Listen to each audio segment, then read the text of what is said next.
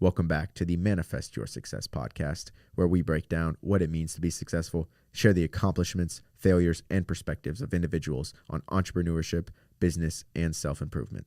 Today we are joined by Nessie Green. It's Niecy. Niecy Green. Okay, we are joined by... I want you guys to call me by my real name. Okay, what is that? Because tell me something I don't know. All right, I know it's a secret. Well, you're about to tell the whole podcast, so... I feel it's time. Okay, let's hear it. My name is Shanice Darlene Stanley Cradle Green, but it could have been Owens because that is my biological father's name. So technically, I have lineage of about 4 different names. Okay, so Charlize. Shanice. Shanice. Okay. Yes. It's great to have you on the show, Shanice. You have been in the baking industry for over 20 years. Yes. Which we might get into today. Okay. And you've made it actually an appearance on the Oprah Winfrey Show. I have. If I'm not mistaken. Yeah, I was a guest on the show. Okay, a guest. That's even better than an appearance. You weren't just in the crowd. You were actually a guest on the show. Right next to Oprah. Okay. Yes. She's a pretty powerful lady, I do have to say. I thought she was. Yeah, and you are an Olympian at life and an ambassador of the world. Yes, those are my formal titles. Okay, awesome. Welcome to the show. It's good to have you. Thank you so much, gentlemen. Okay, so first, we actually got coffee and you kind of touched on how much you moved. And I guess speaking for me and Sam here, we haven't really experienced much like as far as moving around in the world. Like we both grew up in Raleigh, North Carolina. Mm-hmm. I've traveled, but I haven't really like settled down anywhere else outside of Raleigh. So when you told me that you had a lot of travel experience growing up as a kid, I would love to dive deeper into that. So Could you just like give a brief background of like where maybe you were born and like what your childhood was like and like moving, where did you move to and maybe some reasons that you moved? Yeah, so it's simple. Everyone says it, right? IBM kid. I've been moved. IBM kids, you know? And so I was born in New Bern, North Carolina. And everywhere I lived 4 years, I left there and came to Raleigh, North Carolina. So I spent some time here. I actually went to Vina Wilburn Elementary School. Then we went to Bolingbrook, Illinois, Fort Wayne, Indiana. Then I came to Greensboro, North Carolina for college, 4 years there. I was supposed to leave and forgot. And honestly, what happened was I got addicted to the weather. And I could not imagine going back to the Midwest and moved to Durham, D.C. as I like to call it, Durham County, for a couple of years. And then something drew me to the capital. And I've been here for about 20 years because I'm 48. It seems like I've lived 1,000 lifetimes, though. I think a lot of people like complain about the North Carolina weather because it's so bipolar. Mm-hmm. But I mean, I've never lived anywhere else. But I feel like if you go northern or southern, like it's too warm all the time or it's too cold all the time. Like we really do have the perfect mix here. We do. It's 4 full seasons, right? And I worked in a call center once, and I remember saying, "Yep, we're in North Carolina," and they go, "God's country." And think about it. How many states can say that they have mountains and they have an ocean?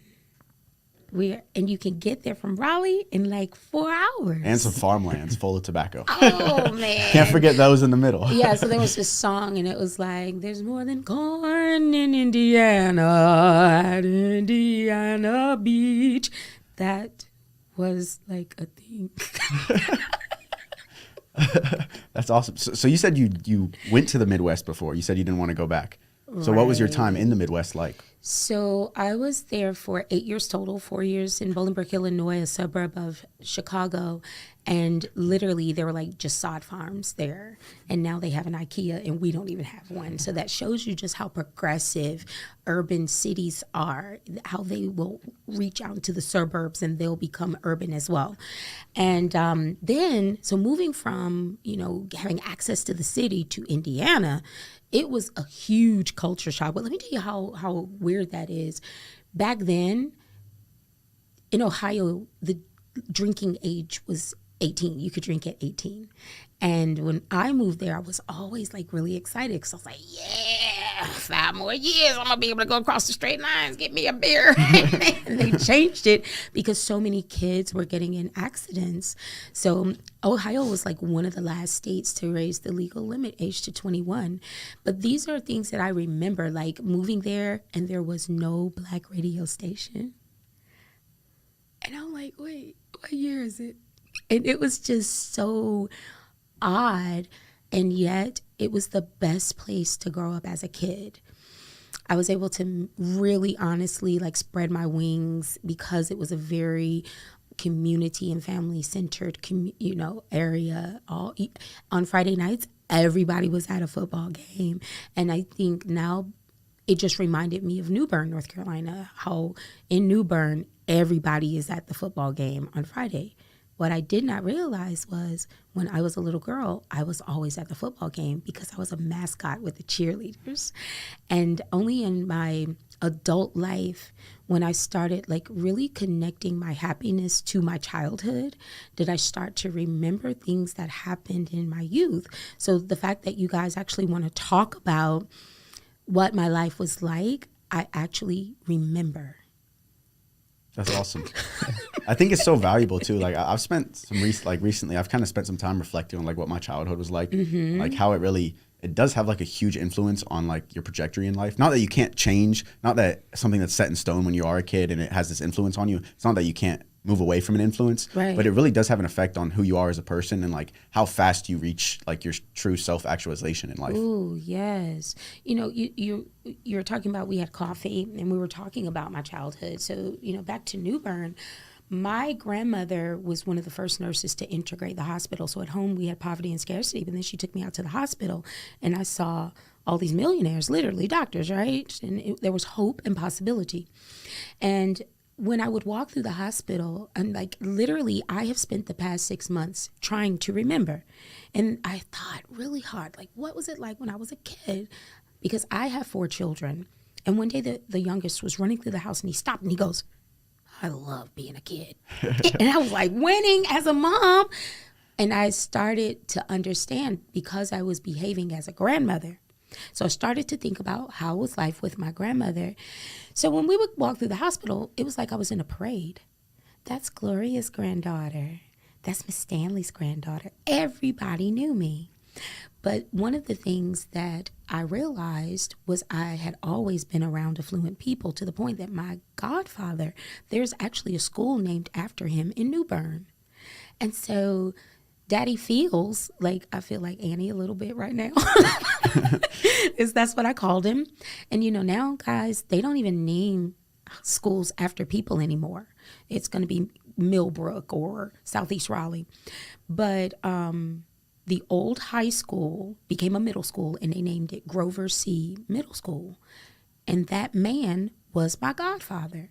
So when people ask me questions or ask other people, does Shanice know all these famous people? I'm like, I've always known famous people. It was a part of my childhood. So for me, like I said, always being at a football game, being on the track, always performing in front of people, being in parades. This past week, I was a banner girl in the Martin Luther King parade, the 43rd MLK parade. And I was walking down Fayetteville Street thinking, I do love a parade. Parades are quite fun. They are. I've been in a lot of them. I think something that we don't stress enough on the show is like surrounding yourself with people that are better than you or at your same level that push you further. And it sounds like you're doing exactly that, and you did exactly that, especially as a kid.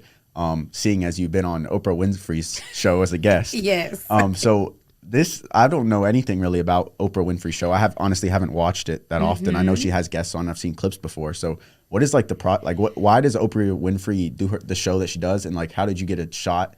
How did you get the opportunity to be there on it as a guest? Yeah. So this is literally what happened. I always loved television, and I don't know that people admit, right? I want to be on TV. Well, I was true to myself. I'm very self-aware. I wanted to be on TV. And I remember asking my grandmother, like, Mama, why do these sponsors? She said, that's where the money comes from. And when I was talking to a gentleman who was a master controller for WRL, he said, yeah, and he said, that's how we have free TV. So I was thinking, so let me get this straight. People just going to give you money to be on TV. This sounds interesting. And then one day, this black woman came on TV, and I thought, she ought to meet me. So I'm 12 years old. I'm a latchkey kid. And back then, Oprah would say, if you want to be on Wednesday show, call in. And so I decided to call in because there was finally a show that really resonated with who I was. And all I cared about was that I could get on the show. And most of the topics were not about me, you know. I mean, my marriage is failing, or I wanna be a dentist, but I'm a hairdresser. You know, nothing that a 12-year-old kid could connect to. And so you don't know what this is. Have you ever heard a busy signal? I have not. Correct. I knew you did not know what that was. So all day long, I called and I called and I called, and I kept getting a busy signal. And then finally, around 3 o'clock, Oprah Winfrey, I said, hey, I want to be on Wednesday's show. And they said, well, tell us about yourself. I said, hold my non-alcoholic beer. And I started talking. Now, this is during a time, y'all, when they didn't have contracts, or, you know, you just do anything you wanted to in life. I talked to the producers for almost a week. And then they told me, you know what, we have a full panel, but if anyone drops out, we'll call you. And I was like, don't worry, you're going to call me. And sure enough, the day before the show was supposed to air, they were like, can you get here? You live in the suburbs, so we can't send a car. Now, me and my 12-year-old self, I didn't want my parents to take off of work. I had a very strong work ethic. And so I was like, yeah, I can get there. My parents know nothing. Now, you also never went in your parents' room in my day and age. So I remember standing in the doorway and thinking, this is going to be an earthquake. So they told me to stand in doorways and maybe I'll survive this question. I said, can I go on Oprah tomorrow? And they were like, Lord, my baby going on Oprah. Lord, my mom gets on the phone. She's like, I ain't coming to work tomorrow. My baby going on Oprah. It was like an episode from Everybody Hates Chris, I promise. And she was like, hold on 1 second. What you going on there for? And the whole time I'm thinking, why haven't they asked me why I was going on Oprah? And the problem with that was I was going for a serious reason. One, I knew I wanted to see what my future job was. But two, I had an eating disorder. And so I was going for overweight children.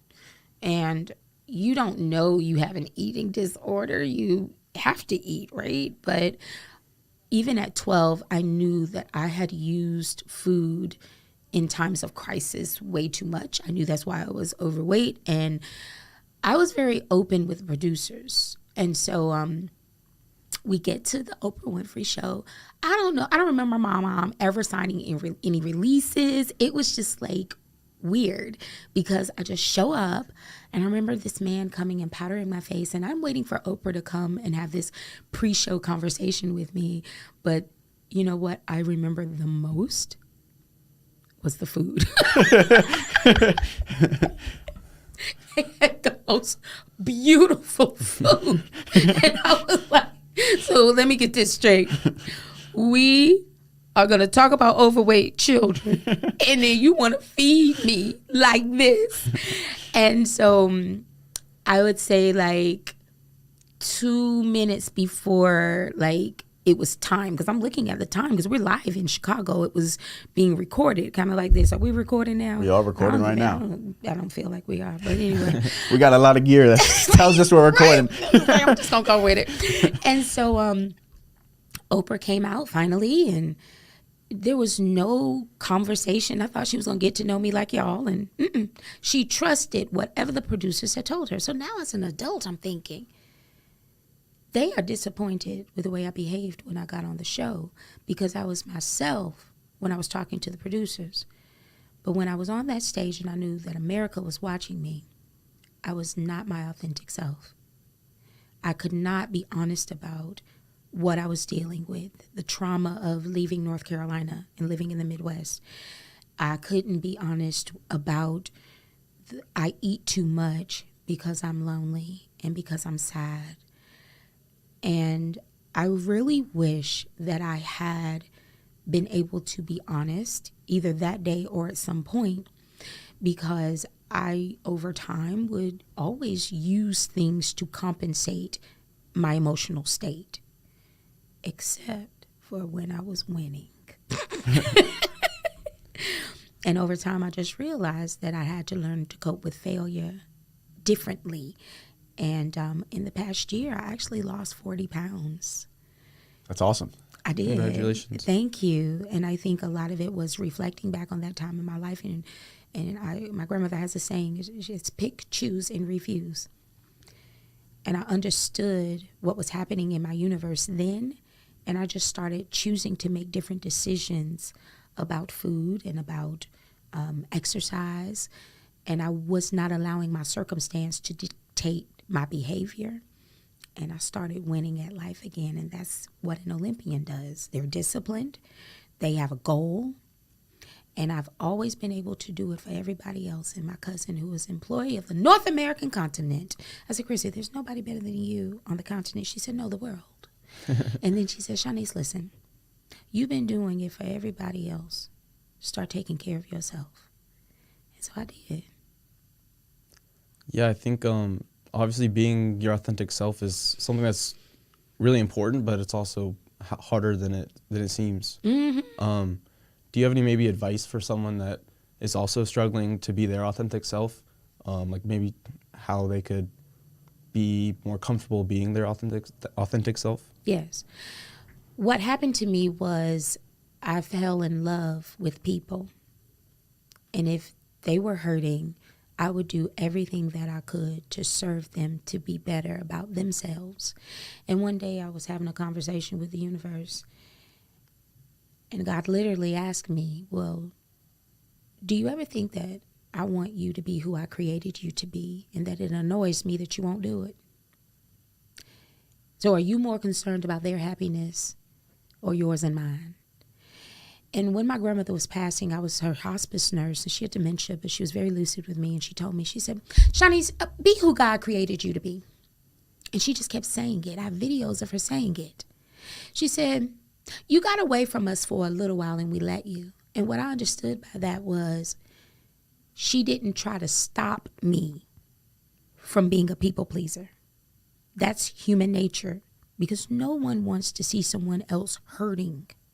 However, she understood that I had the intelligence and that I was self-aware enough to ignore how people looked at me and thought about me, because she also knew that the things that I was going to do had a higher purpose. People can't begin to imagine your story. So if you live your life and you're a professional of your own universe, then you don't have to worry so much about someone being upset, because there'll be less people upset and there'll be more people happy. But at the end of the day, you will be happiest if you just take care of yourself. So how did then you deal with failures? Pick, choose, and refuse. You got to decide really quickly. And my little boy helped me with that. He's 8 years old, and he would throw these temper tantrums, real bad temper tantrums. I remember one time we were getting in the Uber, and he said, can I go back inside, Mom? I said, no, we have to get in this Uber. He took that book bag and he slammed it on the ground, and I watched him. I chose not to let him drive my blood pressure up. His failure wasn't my failure. I'm a good mama.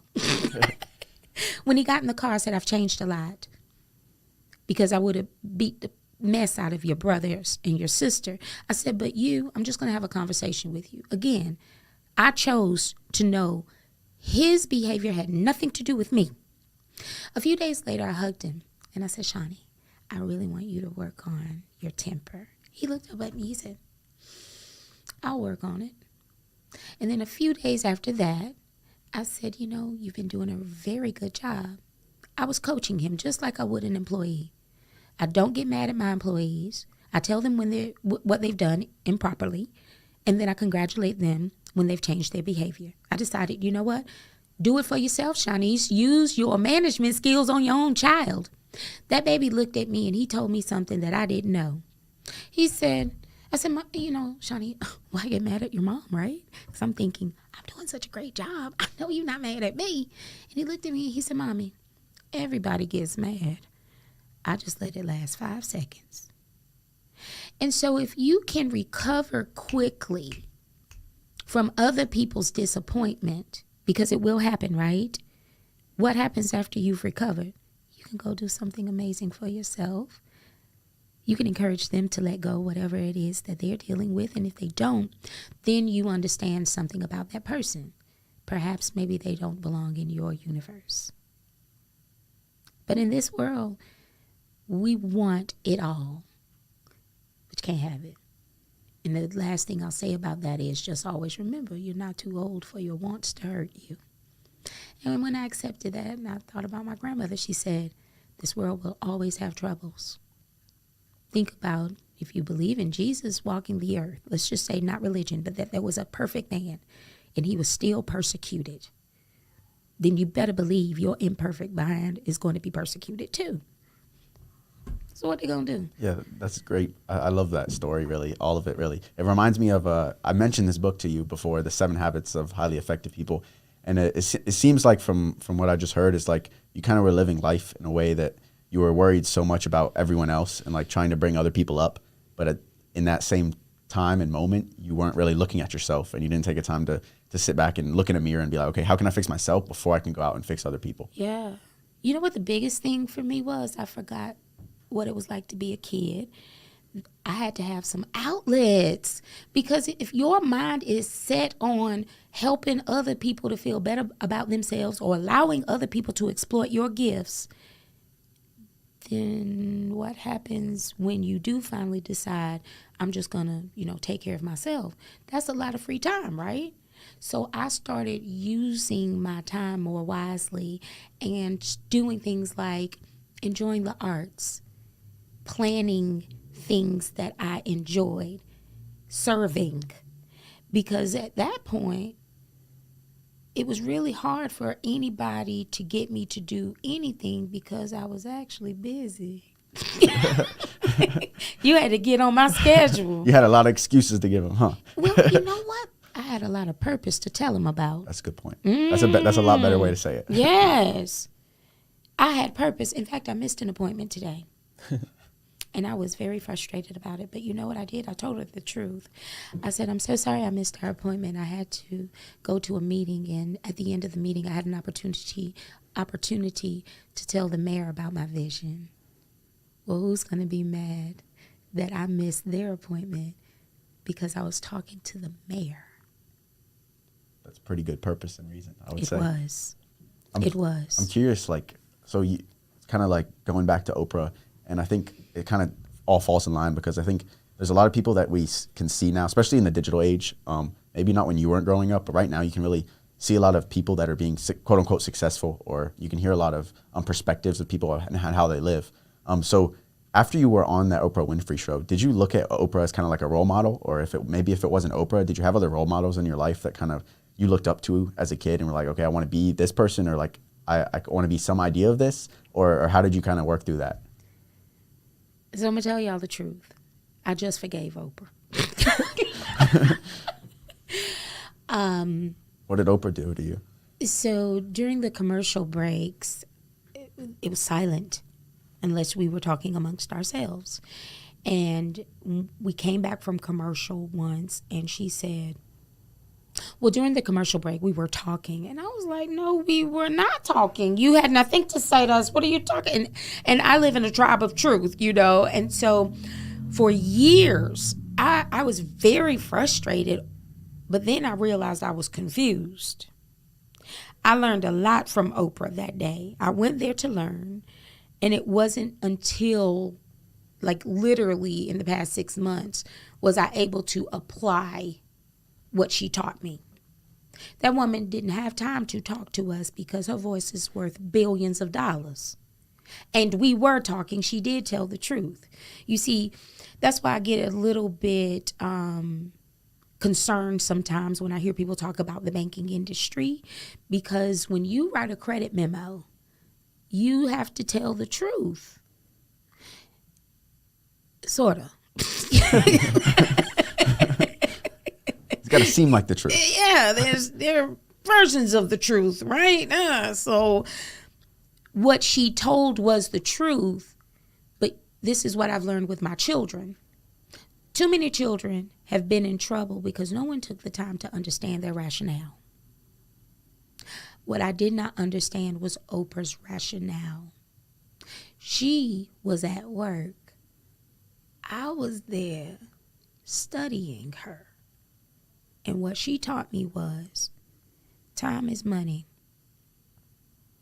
And you have to value who you are at all times. That woman was at work. She was drinking her water to stay hydrated. I need some right now.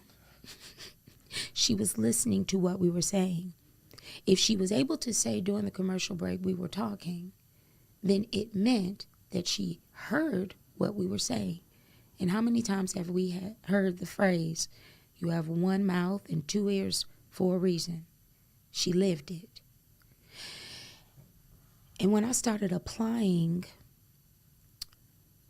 the things that she said, not what she said, I started applying what she did. I started listening to people again. Because as a banker, you have to write that credit memo.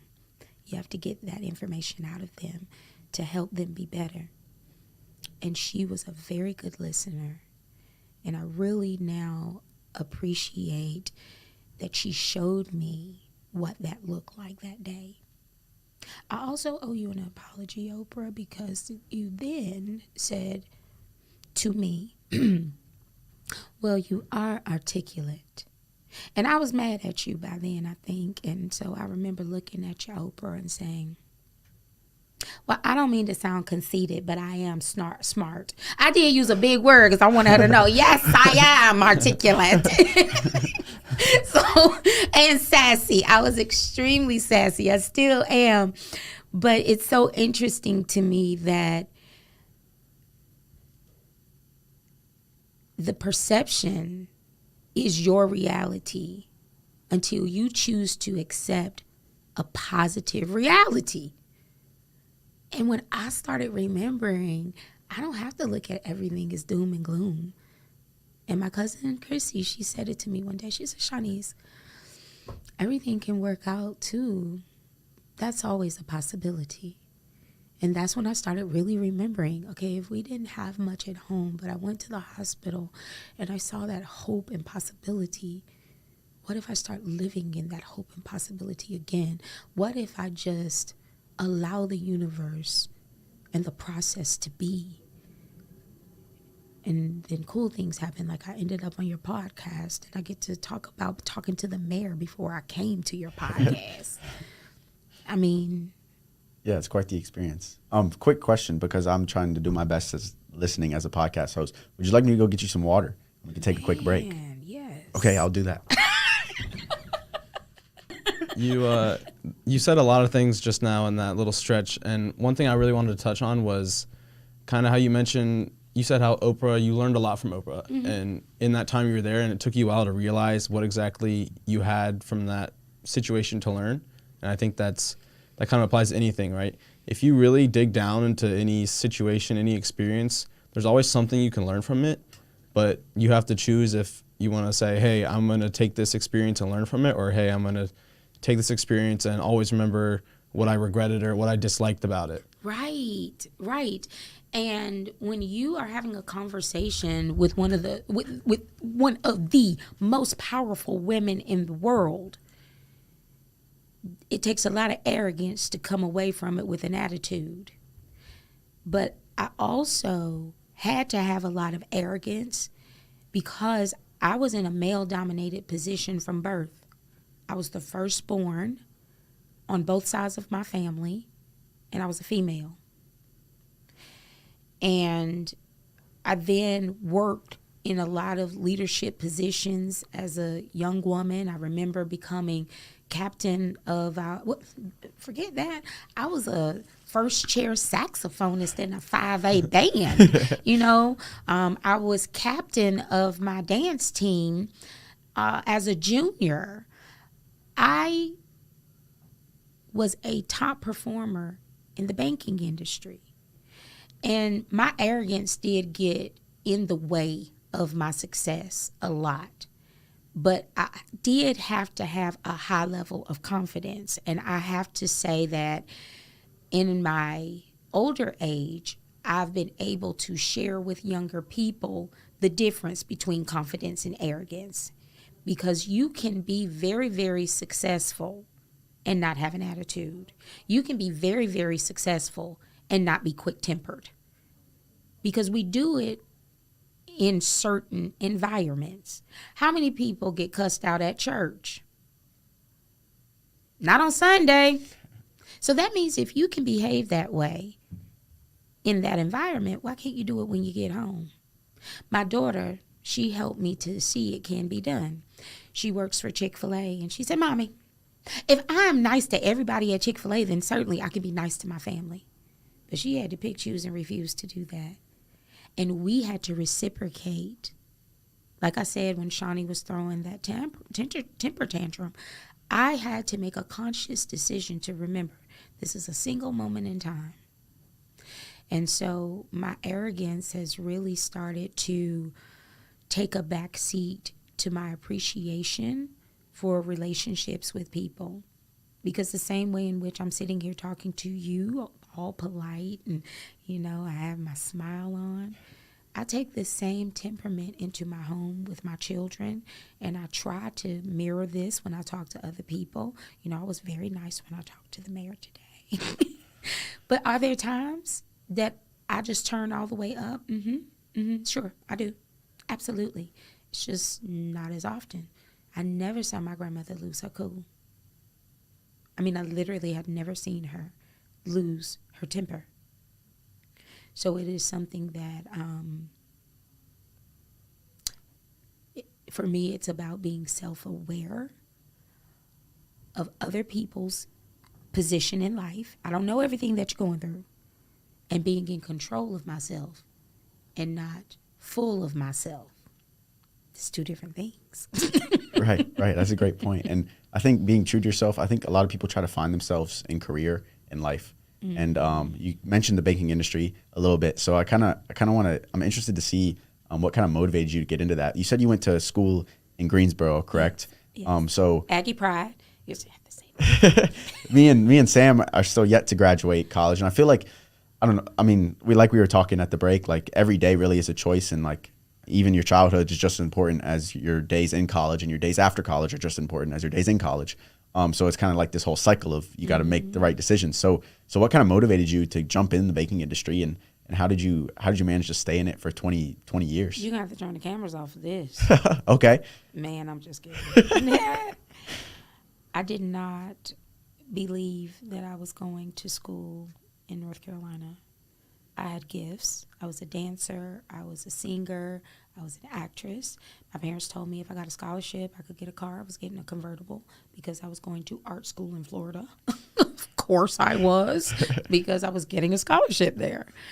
And I remember being told, I want a ROI, which is ironic. That's such a banking term, right? And I didn't know what that was. And later in life, I realized, I was like, oh, this is almost like I was an investment property. And a lot of times parents have expectations of who and how children should become who they want them to be. And as a result, I was told I had to go to an HBCU, and I still to this day don't understand why I was black. And I'm glad that I went, because it was a part of my process. But I remember looking for all the majors that only had 1 year of math. And English only had 1 year of math. And then I graduated and ended up being a banker.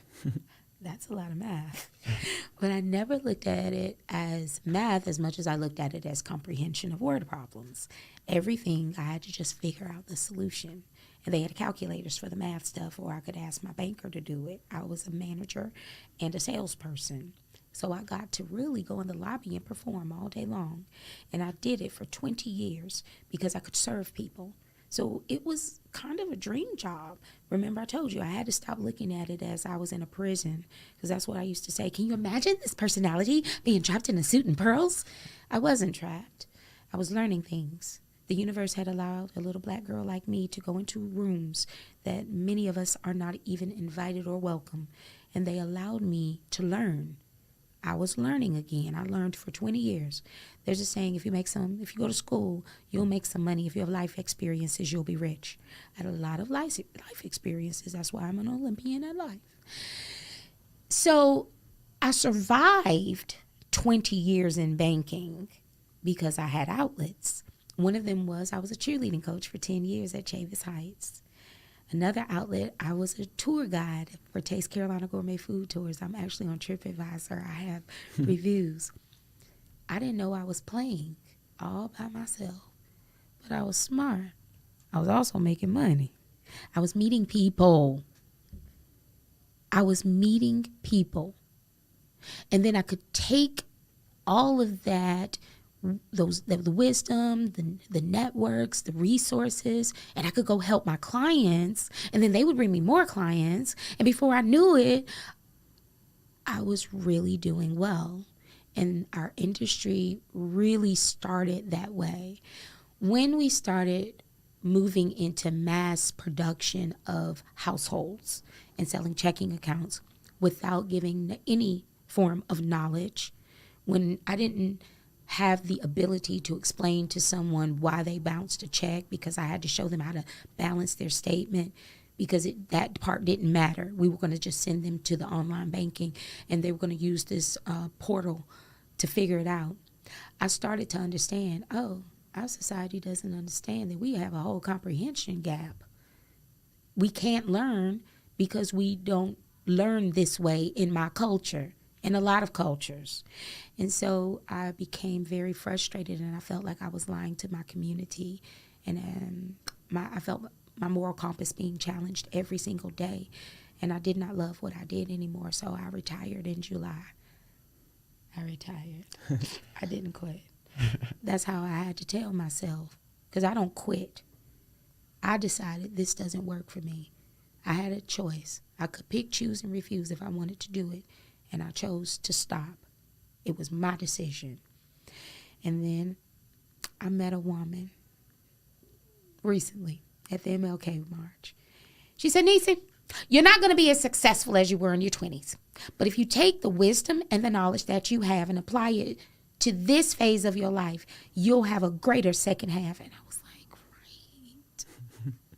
right. I'm not going to have President's Circle winner awards anymore. But now I'm winning at life again because I'm helping people. It's so important to give of yourself because when you do, you can be blessed with more. And it happens to me all the time. Yeah, I think one thing that I remember you mentioned when we first met you was you were very good at your banking job. I guess you're clearly very humble, so you didn't mention that you did win multiple awards, I think you said. But I think so you kind of had like multiple things going on. You were on TripAdvisor, you were doing the coaching. So maybe what were different skills or lessons or values that you were able to pick up and apply to like certain areas of your life, like the banking job, that really allowed you to excel and be one of the best at your job? So I don't know if we were recording when I said this. Character, being able to make a decision if this is a good fit for your universe, right? I was really, really good at that in banking because if I gave someone a loan and it went bad, then it would jeopardize my whole livelihood. So one of the things that I did really well in my professional career was understanding who to align myself with in terms of, okay, this person knows a lot of people. This is a business owner who has a lot of relationships, and I may be able to help his network or her network. Applying the gift of asking good questions, we call it profiling in the bank, but so does the FBI. And so when you take the time to get to know people, then you really start to understand how you can align and work together. I did it so well in my professional career. I was horrible at it by the time I got home. And so a lot of times I had horrible personal relationships because I was tired of asking questions. I didn't want to, and I'd just be like, you want to be my friend? Because I refer to all my ex-boyfriends as Bobby Brown. Every single one of them has some trait that reminds me of Bobby Brown. Now, except my ex-husband.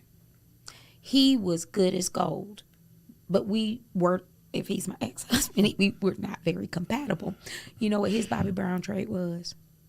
I used to love when Bobby Brown sang the song Girl Next Door. You've probably never heard it, have you? Yeah, Bobby Brown has a song called Girl Next Door. That's the only trait that he had like Bobby Brown. I was his neighbor. That's pretty fascinating. I think I looked at it as a sign. I was like, dude, I'm totally supposed to marry you because I'm the girl next door, you know. But I do want to touch about love for a second. Please. We nobody talks about it.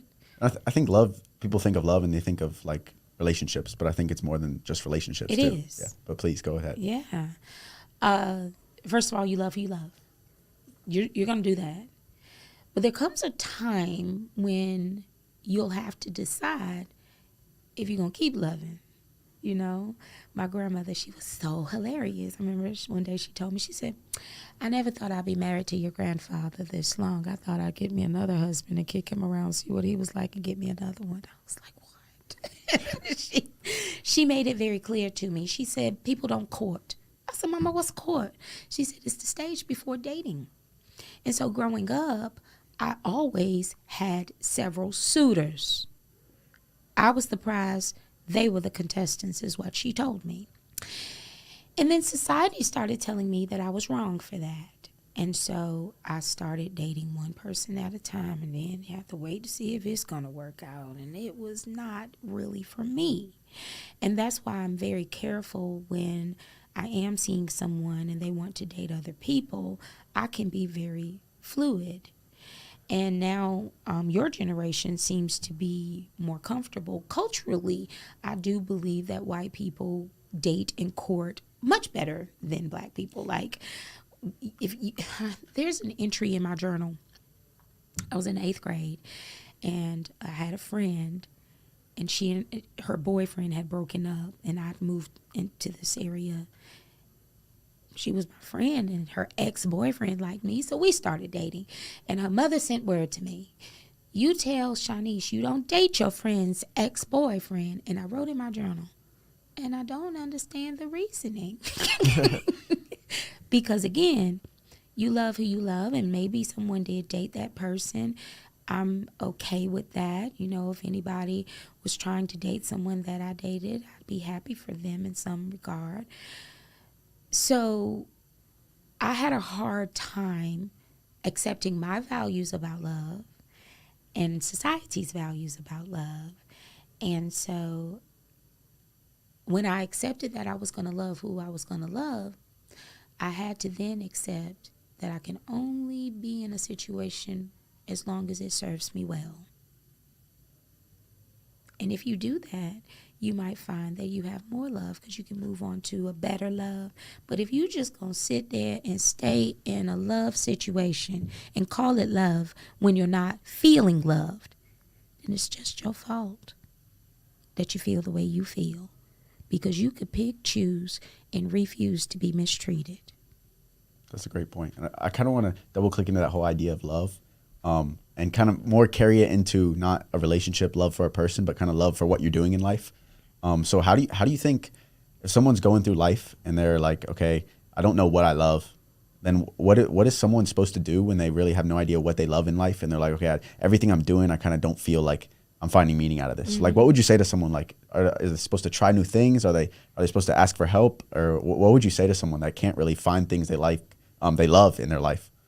A lot of times we're copycats. You know, you have to see it sometimes to believe it. And so connection to people really will allow you to start investigating. So instead of you trying, what did I say earlier? Ask questions. talk to people. We don't do it enough. We look at these podcasts, but what happens when you meet somebody in the hallway and you say, do you want to come talk to us? Because you will have an experience through that person. So imagine when people say, learn from my mistakes. What if I learn from your success? That's what I do. That's awesome. why I'm here. I want a podcast. So I'm here looking at y'all. I'm learning, studying you. I'm trying to figure out if you're going to help me. We're trying to figure out the same thing. So I know you have somewhere to be shortly. It is 5:40. So I'm going to wrap up here. We have a couple last questions for you. I'm ready. This is a question that we do ask every guest on our show. Okay. So the pressure is through the roof. So you better give a good answer. No, jokes. So we ask everyone, what is one goal that you have in life? It could be something that's tangible, like a target you want to reach. It could be something that you want to achieve every day you wake up. It could be in your career life. It could be in your personal life. But what is one goal that you have, and what are the steps that you're doing to achieve that goal? I set a lot of goals because I'm in so many different ecosystems and I wear so many different hats. I mean, when Shaka Khan was singing I'm Every Woman, I took that junk seriously. So one of my goals is to curb my language and allow my voice to vibrate more positivity. Energy is never gained or lost. It is only transferred. And I have a very, very high vibration. Right now, my 8-year-old is keeping tabs on how many times I swear. I recently looked up what it means to curse. And it literally was devastating to understand that it is to invoke harm on someone, basically just through your words. And if I truly want to elevate to the next level, the way in which I see things has to align with how I speak too. Because you cannot have a loud voice and use it anyway. You have to be respectful of that because it is a gift. And I don't want to lose that gift. So one of the things that I've been working on is ensuring that my communication with people and even the way in which I speak into myself is more positive. Now, does that mean I'm never going to use a swear word again? No, I'm not. I'm going to use them. But I look at how I use my words. I owe Shawnee $675 right now.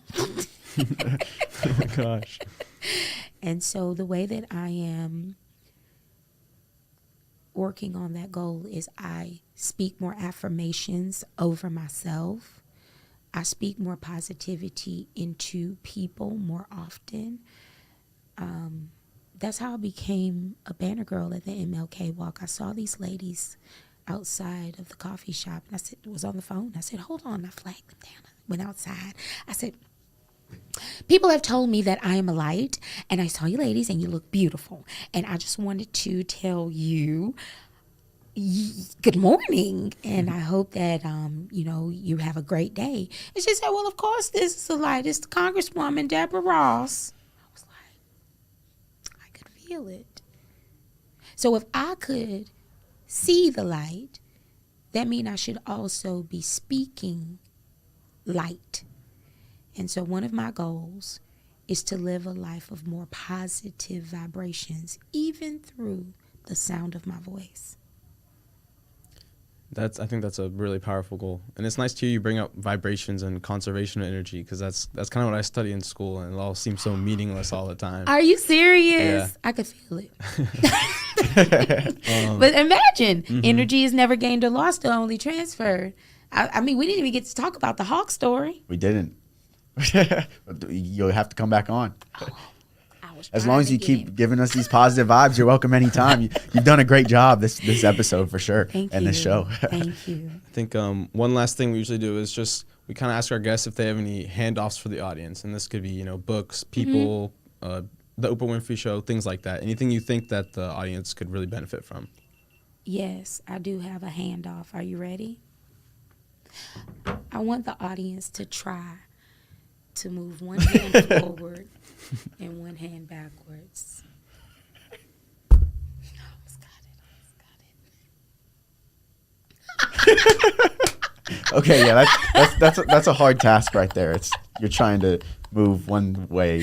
For anyone that wasn't watching that, you have to move one hand away from you and move one hand towards you. But your brains won't let you do it because the two hemispheres of your brain are connected. If your hemisphere of your brain isn't connected, then you'll be able to do it. I had a So that's a whole test to see if you're bar sane. trying to do it last night. And what was amazing was one of the men said, I'm going to do this with my kids. And even when I saw people walking away, they were still trying it. All because you had told me about this. You shared your light and your energy with me, and now it's all over Raleigh. I'm looking forward to seeing someone down the street trying to do it with their kids as I'm walking around Raleigh. Well, thank you so much for being here.